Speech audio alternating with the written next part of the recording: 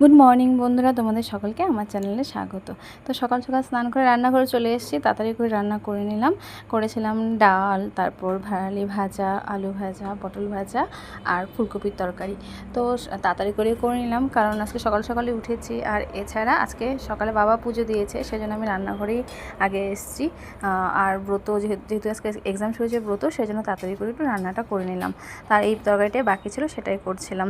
তো আর ওর বাবা স্কুল থেকে দিয়ে চলে আসলো। এখন আমি রান্না করছি, তো মোটামুটি রান্না অনেকটা হয়ে গেছে।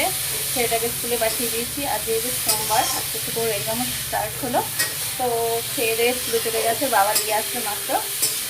আর এখন আমি রান্না করলাম হচ্ছে আলু ভাজা করেছি, ডাল করেছি, পটল ভাজা, তারপর বাড়ির থেকে বাবা ভাড়ালি কেটেছিল আমাদের ওই কাছে কলা গাছে। তো এই দেখো ভাজাটা ভেজেছি, অল্প করে ভেজেছি, যেহেতু বাবা আর বোন খায় একটু ভালো, আমি খাই মোটামুটি, মা আর আমি একটু অল্প অল্প খাই। তো আমার আবার ভাড়াটা যে ঘন্ট করা হয় একটু ভোগ চাল দিয়ে, যেটা গোবিন্দ ভোগ বলা হয়, ওই চালটা দিয়ে একটা ঘন্ট করা হয়, ওইটা একটু অল্প আলু দিয়ে, সেটা আমার বেশি ভালো লাগে। আমার ছেলেও খায়, মানে ওরকম করে রান্না করলে।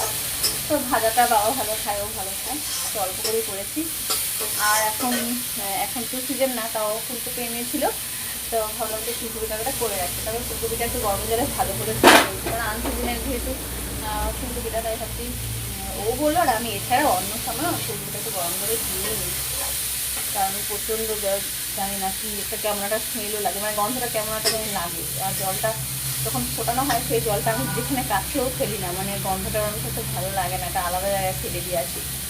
তো রান্না করছি এখন। তো এই দেখো ভাজা হচ্ছে আমার ফুলকপিটা, আর এখানে আমি মশলা করে নিয়েছি, সব কিছু পেস্ট করে নিয়েছি, যা যা যা দেওয়া জিরা বাটা, এই দেখো একসাথে করে নিয়েছি, টমেটো, জিরা, লঙ্কা, আদা সব কিছু একসাথে করে নিলাম। আর এইদিকে দেখো দেখতে পাচ্ছ আলুটা ভেজে রেখেছি, আর হচ্ছে এখানে ডালের গুঁড়ি দিয়েছি, কারণ সেটা হয়তো ফুলকপি খেতে পারে, আবার জানি না, যদি না খায় ডালের গুঁড়িটা খেতে ভালোবাসে, তো ওটা দিয়ে খেতে পারবে।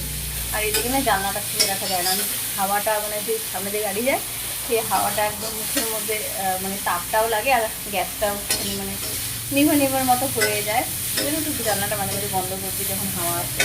তো চলো দেখতে থাকো, আমি রান্না করে নিই। রান্না বান্না করার পরে তারপর দুধটা আমার জাল দেওয়া বাকি ছিল, যেহেতু সকালে দিয়ে গেছে, সেই দুধটা এখন জাল দিয়ে নিচ্ছি। আর তারপর আবার রান্নাঘরটাও পরিষ্কার করে নিলাম। আর তারপর খিদেও পেয়ে গেছিলো, যেহেতু 12টার মতো প্রায় বাসে চললো, তাই ভাবলাম যে না খেয়ে নিই। আর এছাড়া সেটা যেহেতু 10টার থেকে এক্সাম শুরু হয়েছে, 1টার মধ্যে শেষ হয়ে যাবে, তারপর আবার ওকে নিতেও যেতে হবে, সেজন্য ভাবলাম যে না তাড়াতাড়ি করে নিই কাজটা, আর ভাতটাও খেয়ে নিই, যেহেতু খিদে